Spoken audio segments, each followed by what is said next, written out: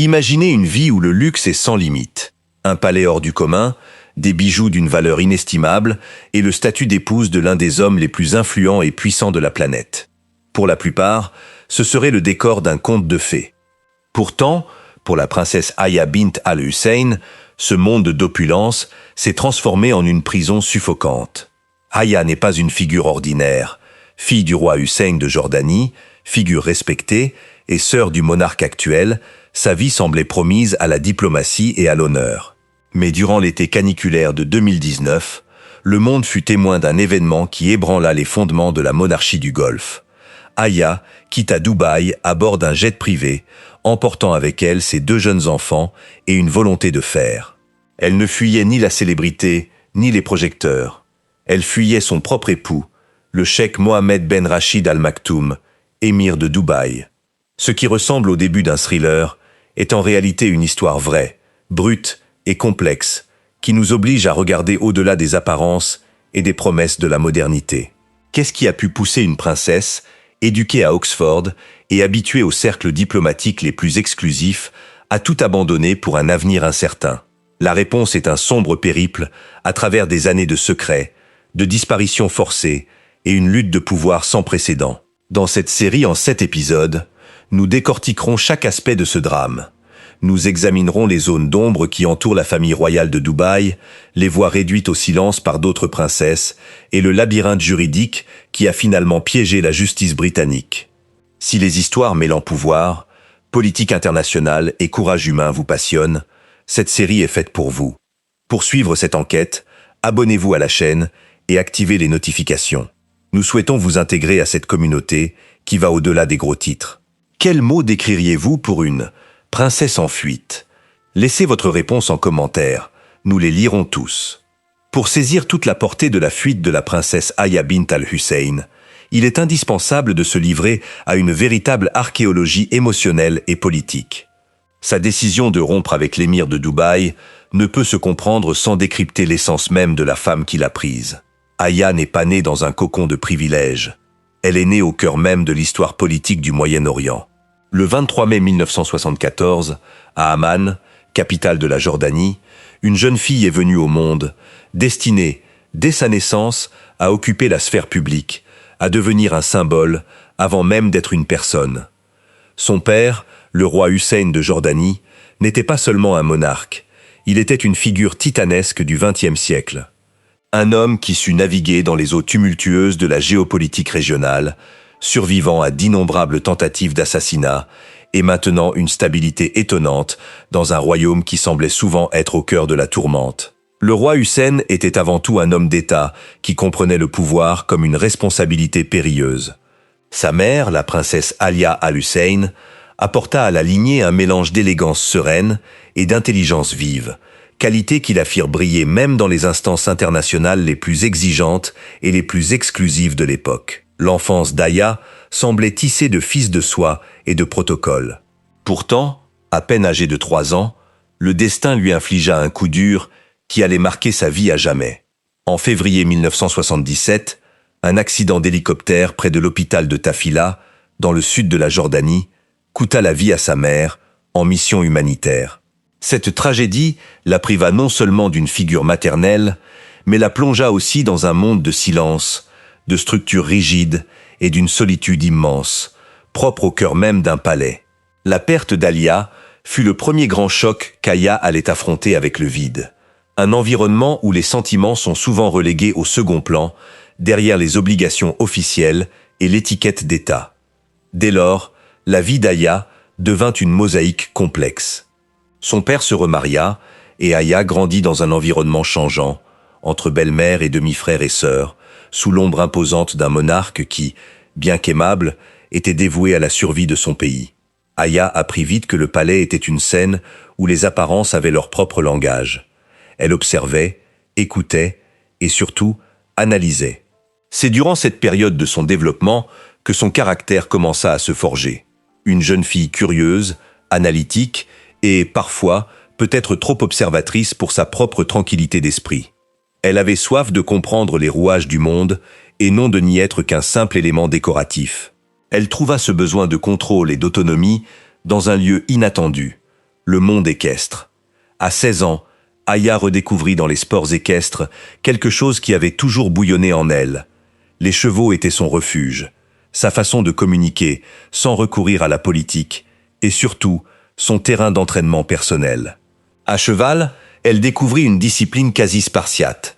Elle se levait avant l'aube sur les collines jordaniennes, s'entraînait jusqu'à l'épuisement, tombait et se relevait. Cette obsession de la perfection n'était pas un caprice, c'était un mécanisme de défense.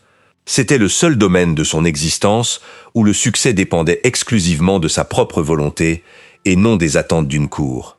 Sa détermination l'a menée à un moment historique. Devenir la première femme arabe à participer à l'épreuve de saut d'obstacle aux Jeux Olympiques de Sydney en 2000. La voir là, dans le stade, casque et équipement compris, sous le drapeau jordanien, était une image forte. Le monde la voyait comme une pionnière, un symbole de modernité dans un contexte culturel traditionnellement rigide.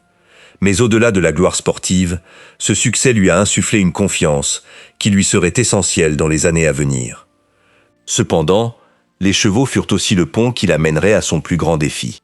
Dans les cercles équestres internationaux, la princesse Aya croisa le chemin d'un homme dont l'influence surpassait presque toutes les autres, Mohamed Ben Rachid Al Maktoum. Il n'était pas seulement un riche cheikh, il était l'architecte du Dubaï moderne. Sous sa vision, ce qui n'était autrefois que sable et désert fut transformé en une métropole aux gratte-ciel vertigineux et aux ambitions pharaoniques. Mais, de plus, il était propriétaire de Godolphin, l'écurie de chevaux la plus performante et la plus prestigieuse de la planète. Pour une jeune princesse médaillée olympique et passionnée d'équitation, Mohamed représentait une fascination intellectuelle et personnelle. De 28 ans son aîné, il était un souverain absolu, un poète et un stratège. L'écart d'âge et de statut était considérable, mais à cette époque, Aya n'y voyait que des obstacles. Elle percevait en lui une complexité que peu pouvaient saisir. Elle voyait l'homme capable d'écrire des vers classiques tout en transformant l'économie d'une nation. Ils se marièrent en 2004, lors d'une cérémonie interprétée comme l'union parfaite entre le passé traditionnel de la Jordanie et l'avenir technologique des Émirats arabes unis. Cela semblait être l'aboutissement d'une brillante carrière. Aya fut accueillie à Dubaï comme une diplomate de haut rang, mettant sa position au service de causes humanitaires, collaborant avec l'ONU et présentant au régime une image cultivée et accessible. Mais ce qu'elle ignorait est qu'aucune formation à Oxford, ni aucune formation diplomatique n'aurait pu lui apprendre, c'est que le système palatial n'était pas conçu pour l'égalité et la transparence auxquelles elle était si attachée. Le luxe, comme elle allait bientôt le découvrir, est souvent le parfait camouflage d'un isolement absolu. Aya pénétrait dans une cage dorée, sans se douter qu'une fois la porte fermée, elle ne laisserait place ni aux questions, ni à la dissidence. La tragédie qu'elle avait vécue à l'âge de 3 ans en Jordanie semblait derrière elle, mais le palais de Dubaï, avec ses propres jeux de pouvoir, allait lui offrir une nouvelle leçon de survie, bien plus sombre. Lorsque la princesse Aya s'installa à Dubaï, en 2004, un monde de possibilités infinies s'offrit à elle. Elle devint résidente du palais Zabeel, joyau architectural qui, bien plus qu'une simple demeure, reflétait le pouvoir absolu de son époux, le cheikh Mohamed Ben Rachid Al Maktoum. Aux yeux du monde, la vie de Aya incarnait la réussite à la perfection. Une princesse cultivée, polyglotte et sportive, mariée à un visionnaire qui transformait une étendue désertique en centre financier et touristique mondial. Pendant les premières années, tout était réuni pour un bonheur parfait. Aya jouissait d'une liberté de mouvement que peu de femmes dans sa position pouvaient même imaginer. Elle disposait de jets privés, d'une protection rapprochée et d'un agenda diplomatique lui permettant de parcourir le monde. Elle devint ambassadrice du Programme alimentaire mondial des Nations Unies, visitant des zones de conflit et des camps de réfugiés où sa présence n'était pas purement protocolaire, mais témoignait d'un véritable engagement. Pour ses partisans et la presse internationale, elle incarnait la modernité, l'ouverture d'esprit et l'humanitaire des Émirats arabes unis. Cependant, Aya commença bientôt à constater qu'au sein du palais, le pouvoir s'exerçait selon des règles radicalement différentes de celles qui régissaient les conférences internationales ou les galas de charité à Genève ou à New York. Les dynamiques conjugales au sein de la structure du pouvoir à Dubaï étaient complexes, hiérarchisées et, en fin de compte, opaques. Cheikh Mohammed avait d'autres épouses, un fait qui, dans le cadre juridique et culturel du Golfe, était accepté comme une composante naturelle de son statut. Haya, la plus jeune et la plus occidentalisée, occupait une position privilégiée, mais aussi vulnérable, une réalité qu'elle a mis du temps à comprendre. Dans ce contexte, le mariage n'était pas un contrat entre égaux, mais une structure hiérarchique où la loyauté absolue et le silence étaient les piliers. Toute tentative de remettre en question la logique du palais était perçue non seulement comme une violation de l'étiquette, mais aussi comme un affront direct au souverain. Au fil des années et de la naissance de ses deux enfants, Jalila en 2007 et Zayed en 2012, l'environnement du palais, qui avait jadis semblé un havre de confort, commença à révéler de profondes et inquiétantes failles. Haya prit conscience que le luxe n'était pas seulement une manifestation de richesse, mais aussi un rempart destiné à dissimuler la réalité du pouvoir à tout regard extérieur. Celle dont l'esprit avait été formé à la rigueur de la pensée critique et à l'éthique internationale à Oxford, commença à avoir le sentiment de vivre dans un monde parallèle. Les conversations dans les couloirs devenaient évasives dès qu'elle apparaissait, et l'information, qui devrait circuler naturellement au sein d'une famille, était gérée par des voies étroites et souvent par des intermédiaires. Ce qui troublait le plus Haya, ce n'était pas ce qu'elle voyait, mais ce qu'on lui cachait. Dans le monde des palais royaux, certains noms tombent dans l'oubli, car ils disparaissent de la vie publique.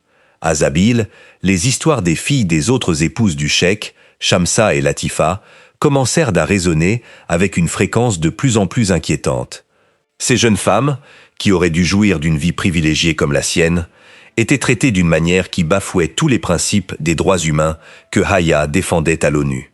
Le décalage entre le discours de modernité et de progrès que Dubaï vendait au monde et la réalité à laquelle ces femmes étaient confrontées au sein même de ces murs était une contradiction qui commença à miner la sérénité de la princesse. Haya commença à remarquer que sa place au sein de la famille évoluait. Sa relation avec le cheikh, initialement fondée sur une admiration intellectuelle partagée, se refroidit. Le mépris ne se manifestait pas par une violence physique ouverte, mais par une froideur calculée, par son isolement progressif de son entourage et par le sentiment de plus en plus aigu d'être surveillé. Le palais cessa d'être son foyer et devint un centre de surveillance. Ses assistants prirent leur distance, ses communications se virent épiées, et la liberté dont elle jouissait auparavant fut remise en question sous des prétextes qu'elle savait n'être que des écrans de fumée. Le choc fut brutal lorsqu'elle découvrit que Mohammed tissait de nouvelles alliances et entretenait des relations avec d'autres femmes. Or, selon le code d'honneur du palais, quiconque n'avait pas la complicité du cercle restreint était systématiquement humilié. C'est alors que Haya comprit la véritable nature du système, un mécanisme conçu pour un contrôle total. Il ne s'agissait pas seulement de polygamie, mais d'un pouvoir absolu sur les individus. Elle découvrit que, dans cet univers, elle était perçue comme un accessoire de luxe devant remplir un rôle précis, et que toute déviation par rapport à ce rôle, toute question sur le sort d'une belle fille ou toute tentative d'affirmer son autonomie était interprétée comme une rébellion. La princesse commença à éprouver une peur qui n'était pas une frayeur passagère, mais une angoisse constante et suffocante qui s'insinuait à travers les interstices de chaque porte du palais. Chaque fois qu'elle traversait les vastes couloirs, elle avait l'impression que les yeux des gardes n'étaient pas là pour la protéger, mais pour la contrôler. Elle devint extrêmement prudente dans ses conversations, surveillait ce qu'elle tapait sur ses appareils électroniques et observait les habitudes des enfants avec une paranoïa justifiée. Haya, la femme qui avait franchi des obstacles équestres à Sydney et évolué parmi les chefs d'État, se retrouvait désormais confrontée à un obstacle bien plus haut et plus dangereux, l'invisibilité de sa propre volonté. Le palais, censé être le summum de la civilisation et de l'opulence, se révéla à elle comme un lieu où les femmes pouvaient être effacées sans que personne n'ose le remettre en question. Elle, qui avait consacré sa vie publique à la cause des plus démunis, réalisa avec horreur que le système d'oppression le plus cynique ne se trouvait pas dans un lointain camp de réfugiés, mais bien entre ses propres murs, dans les appartements contigus où les filles de son mari étaient traitées comme des biens sous tutelle. Cette prise de conscience ne fut pas soudaine, mais le fruit d'une accumulation de petites déceptions, d'humiliations et de silence qui finirent par briser l'image qu'elle se faisait de son mariage. Aya n'était plus seulement une épouse ou une princesse. Au fond d'elle, elle devenait prisonnière du luxe, et sa patience avait des limites. La question qui la hantait chaque nuit n'était plus de savoir comment être heureuse, mais comment s'échapper vivante, physiquement et spirituellement, de cet environnement conçu pour l'engloutir entièrement. Pour comprendre le moment précis où la princesse Aya a décidé qu'elle ne pouvait plus vivre sous le joug du cheikh Mohammed ben Rachid Al Maktoum, il faut se pencher sur ce qu'elle appelait les noms interdits. Dans le protocole de Zabel, certains sujets étaient tout simplement tabous, certaines conversations s'évaporaient, comme par magie, si quelqu'un osait les prononcer. Shamsa et Latifa n'étaient pas seulement les filles du cheikh. Elles étaient la preuve vivante que le système dans lequel vivait Aya reposait sur des fondements de répression, de violence et de contrôle absolu, en violation de toutes les normes internationales. Shamsa, l'aînée, avait été la première à tenter de défier le destin qui semblait s'être joué d'elle. À l'été 2000, alors qu'elle n'avait que 19 ans, Shamsa accomplit l'impensable, s'échapper du domaine familial de Long Cross, dans le Surrey, au Royaume-Uni. Pendant des semaines, la jeune femme vécut en liberté, se cachant et cherchant un moyen de demander l'asile. On raconte que sa fuite avait été planifiée avec une méticulosité étonnante, que Aya, à l'esprit rigoureux, ne put s'empêcher d'admirer en silence. Mais cette liberté fut de courte durée. Selon des témoignages qui parvinrent plus tard devant les tribunaux internationaux, Shamsa fut localisée dans les rues de Cambridge par des agents envoyés de Dubaï, interceptés de force et ramenés contre son gré aux Émirats. Dès lors, sa vie devint un mystère complet. Shamsa cessa tout simplement d'exister pour le reste du monde. Aucune interview, aucune déclaration, pas la moindre preuve de vie ne sortit des murs du palais. C'était une disparition étouffée par le pouvoir de l'influence et le poids de l'argent. L'affaire Latifa, cependant, a eu un écho bien plus douloureux et public. Latifa avait déjà tenté de s'évader en 2002, à l'âge de 16 ans, mais avait été capturée à la frontière et soumise à des années de détention qu'elle a plus tard qualifiées de torture systématique. En février 2018, elle a retenté sa chance lors d'une opération digne d'un scénario de film. Avec l'aide d'un professeur d'arts martiaux et d'un ancien espion français, Latifa a traversé l'océan à la nage jusqu'aux eaux internationales où un navire l'attendait. Avant de partir, elle a enregistré une vidéo, un témoignage visuel d'un calme glaçant, expliquant que si quelqu'un voyait cette vidéo, ce serait parce qu'elle n'était plus là ou parce qu'elle était dans un état d'impuissance totale. Ses propos sur son père étaient cinglants. Elle le décrivait non pas comme un leader, mais comme un criminel prêt à tout pour préserver son image publique. Cette vidéo a fait le tour du web, devenant un symbole mondial de la lutte pour la liberté des femmes dans le Golfe. L'opération de sauvetage, cependant, a échoué. À quelques kilomètres des côtes indiennes, les forces spéciales ont intercepté l'embarcation, usant de gaz lacrymogène et de violence. Latifa a été ramenée à Dubaï, et l'indignation internationale a été immédiate. L'ONU, Amnesty International et Human Rights Watch ont exigé une preuve de vie. C'est à ce moment que la position de Aya est devenue intenable. Loin de céder, le palais a lancé une stratégie de relations publiques désespérée et cynique. Il a dépêché la princesse Aya auprès de délégués internationaux pour déclarer que Latifa allait bien, qu'elle recevait des soins médicaux et qu'elle se remettait d'une affection non précisée. Pour Aya, ce terme marqua la rupture définitive. Elle qui avait consacré sa vie aux causes humanitaires, qui avait serré des mains dans les camps de réfugiés et qui s'enorgueillissait de son intégrité en tant que représentante de l'ONU, fut contrainte de prêter son visage et son nom à un récit dont elle savait, au fond d'elle-même, qu'il s'agissait d'un mensonge dévastateur. C'est par cette brèche que la peur s'insinua.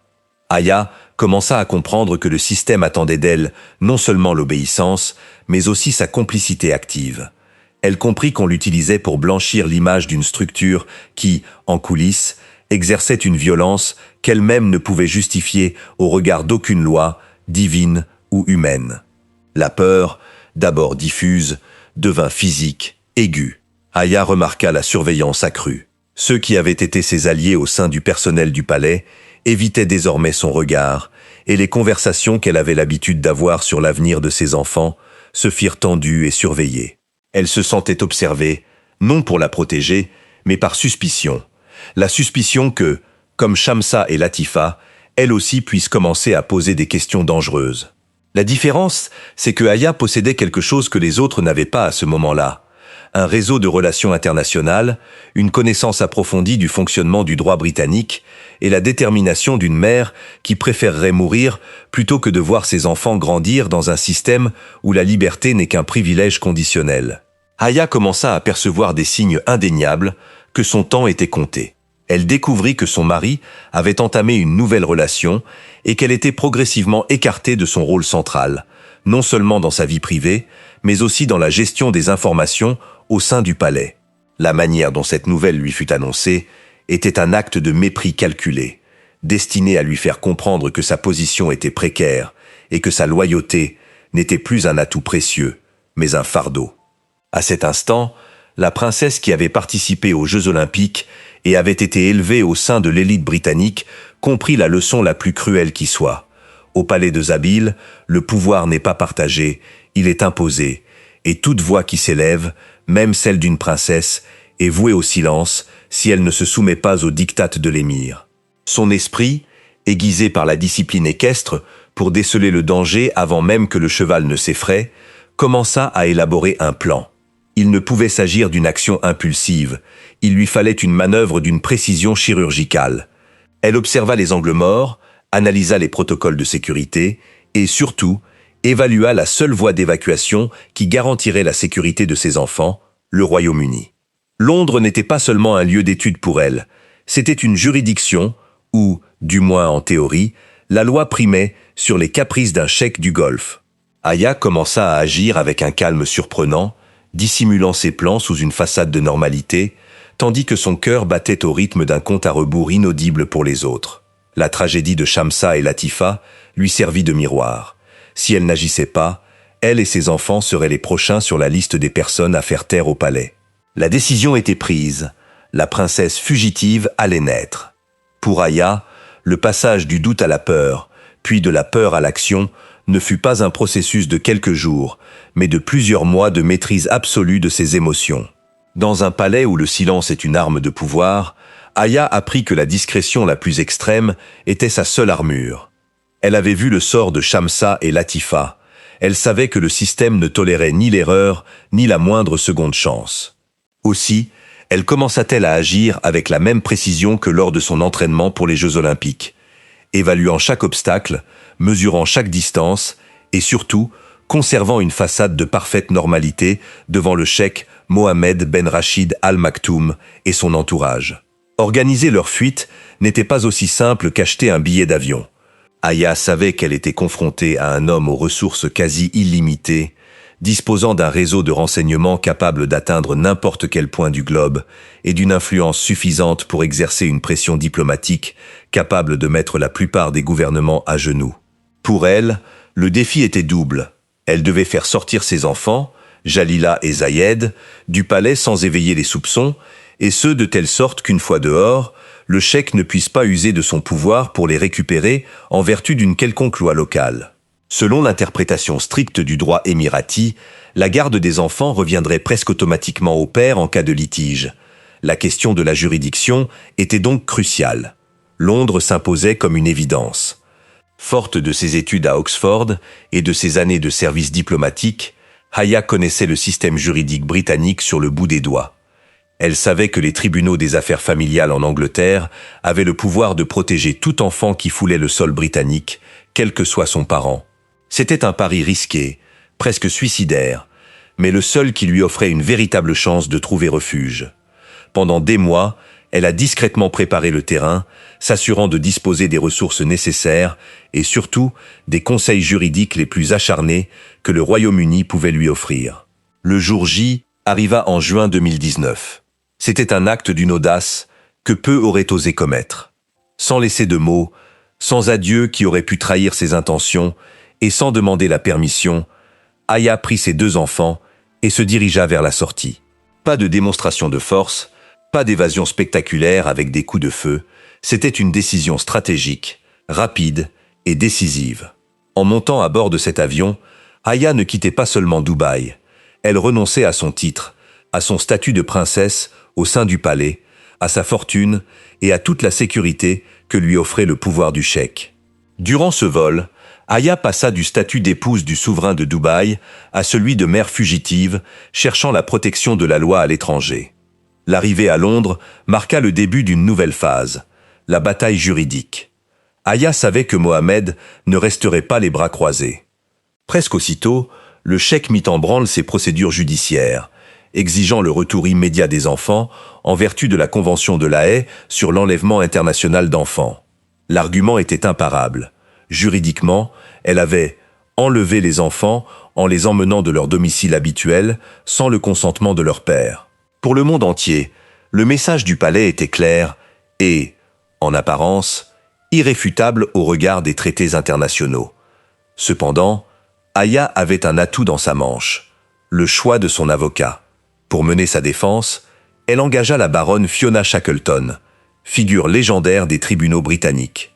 Réputée pour avoir géré certains des divorces les plus complexes et médiatisés de l'histoire récente du Royaume-Uni, notamment celui de Charles et Diana, Shackleton incarnait le sang-froid stratégique. Aya avait besoin de quelqu'un qui ne se laisserait pas intimider par la puissance des Émirats, quelqu'un capable de naviguer avec aisance entre le droit civil et les subtilités politiques. Avec l'arrivée de Shackleton dans l'affaire, le conflit pour la garde des enfants cessa d'être une simple querelle conjugale et se transforma en un duel juridique d'envergure internationale. Le cheikh Mohamed a également constitué une équipe d'avocats de renom et l'affaire s'est déplacée devant les tribunaux londoniens. Ce qui a rendu ce procès historique, c'est le refus des juges de le traiter comme un simple litige de garde d'enfants. La défense de Aya, s'appuyant sur l'histoire de ses filles disparues et le harcèlement qu'elle avait elle-même subi, a obtenu l'ouverture d'une enquête. Pour la première fois depuis des décennies, les agissements d'un monarque absolu du Golfe étaient examinés par un système judiciaire indépendant. Alors que la bataille juridique s'intensifiait, Aya vivait dans un manoir de Kensington valant des dizaines de millions de livres. Malgré ce luxe apparent, sa vie était loin d'être paisible. Elle et ses enfants vivaient sous protection policière constante, craignant à tout moment que l'influence du palais ne s'étende jusqu'à eux. La pression était immense. Chaque jour était un combat contre la peur, contre la possibilité d'une décision de justice défavorable et contre l'ombre persistante d'un passé qui refusait de la laisser tranquille. Aya ne se battait pas seulement pour obtenir le divorce, elle se battait pour le droit de ses enfants à grandir libres de l'emprise étouffante qui avait détruit la vie des filles aînées de son mari. La procédure judiciaire a non seulement mis en lumière les failles du droit britannique, mais a aussi révélé la fragilité de l'image publique de Dubaï. Les audiences ont dévoilé des détails troublants sur la gestion des affaires familiales par le cheikh, les méthodes de surveillance employées et, finalement, la vérité sur les prétendues disparitions volontaires de Shamsa et Latifa. Ce fut un coup de maître de la part d'Aya. En cherchant refuge à Londres, elle a contraint le cheikh à affronter, en audience publique, les questions qu'il avait réussi à étouffer pendant des décennies. La princesse était parvenue à transformer sa fuite en un procès public contre son propre époux, utilisant les mêmes outils juridiques qu'il avait méprisés, se croyant intouchable. Le terrain était propice à la révélation de la vérité, mais elle ignorait qu'en Angleterre même, les technologies modernes seraient utilisées contre elle comme une arme inimaginable. Lorsque le juge Andrew Macfarlane, président de la Cour de la famille d'Angleterre et du Pays de Galles, a rendu son verdict en mars 2020, le monde a été témoin d'un événement sans précédent. Un tribunal britannique révélait une vérité historique qui brisait le masque du souverain de Dubaï. Après des mois d'analyse de preuves documentaires et de témoignages, le juge a conclu que le cheikh Mohammed Ben Rachid Al Maktoum n'était pas seulement un père autoritaire, mais qu'il avait activement orchestré des enlèvements internationaux. Les conclusions furent accablantes. Le tribunal a confirmé l'enlèvement de Shamsa à Cambridge et la capture violente de Latifa en eau internationale. Pour Aya, ce jugement fut un triomphe de la vérité sur le pouvoir de l'argent. Le juge a établi sans équivoque que le cheikh avait mené une campagne systématique de harcèlement et d'intimidation à son encontre, incluant des survols d'hélicoptères au-dessus de sa résidence, une surveillance numérique et des messages menaçants. Ce jugement confirmait juridiquement que sa fuite n'était pas un caprice, mais une mesure désespérée pour survivre. La transparence avec laquelle le tribunal a rendu publiques ses conclusions, dans une décision inhabituelle mais délibérée et motivée par l'intérêt public, n'a laissé aucune marge de manœuvre au cheikh pour ses dénégations habituelles. Dubaï ne pouvait plus se retrancher derrière le protocole royal. La loi s'était exprimée avec une clarté qui a trouvé un écho dans les ministères des Affaires étrangères du monde entier. Alors même que Aya pensait que la justice britannique lui apporterait la paix dont elle avait besoin pour élever ses enfants, une nouvelle menace, bien plus sophistiquée, est apparue à l'horizon, les logiciels espions. Pégase. Au cours de la procédure judiciaire, une analyse forensique numérique de son téléphone personnel a révélé l'impensable, l'appareil était infecté. Pegasus n'est pas un outil ordinaire. Il s'agit d'un programme conçu pour les gouvernements, capable de transformer un téléphone portable en caméra et microphone, transmettant en temps réel tout ce qui s'y passe, ainsi que de lire les messages privés et de surveiller tous les mouvements. La révélation fut terrifiante. Elle signifiait que, même sous la protection de la loi britannique, chaque conversation d'Aya avec son avocat, chaque déplacement avec ses enfants et chaque stratégie élaborée était transmis directement à ceux qui cherchaient à la réduire au silence. L'utilisation de cette technologie par une entité liée au gouvernement de Dubaï constituait non seulement une atteinte à la vie privée de la princesse, mais aussi une preuve supplémentaire que, pour ses ennemis, les frontières n'existaient pas. La découverte de Pegasus sur l'appareil d'Aya a donné à l'affaire une dimension politique internationale, contraignant les autorités britanniques à intervenir, car il devenait évident qu'une monarque étrangère menait des opérations de cyberespionnage en plein cœur de Londres. Aujourd'hui, l'histoire de la princesse Aya nous rappelle que, même dans le monde des contes de fées, le prix de la liberté peut être exorbitant. Bien qu'elle ait obtenu la garde de ses enfants et assuré leur sécurité au Royaume-Uni, elle a dû renoncer à sa vie d'avant, à son identité de princesse arabe aux yeux de son pays et vivre sous la surveillance constante d'une cible potentielle.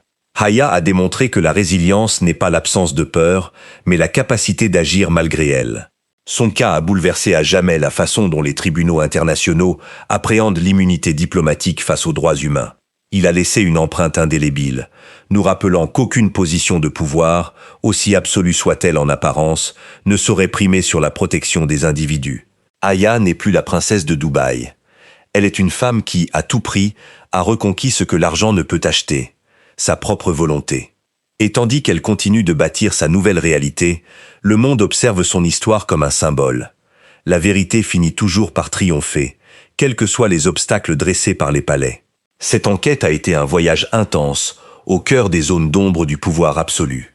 Nous espérons que ce récit vous aura permis de mieux comprendre le courage de cette princesse en fuite et la complexité de monde que nous ne pouvons parfois même pas imaginer. Si cette série vous a ouvert les yeux et que vous souhaitez continuer à explorer des histoires vraies qui défient l'impossible, n'oubliez pas de vous abonner à notre chaîne et d'activer les notifications. Nous voulons continuer à analyser avec vous les événements qui ont façonné notre histoire. À bientôt, dans la prochaine vidéo.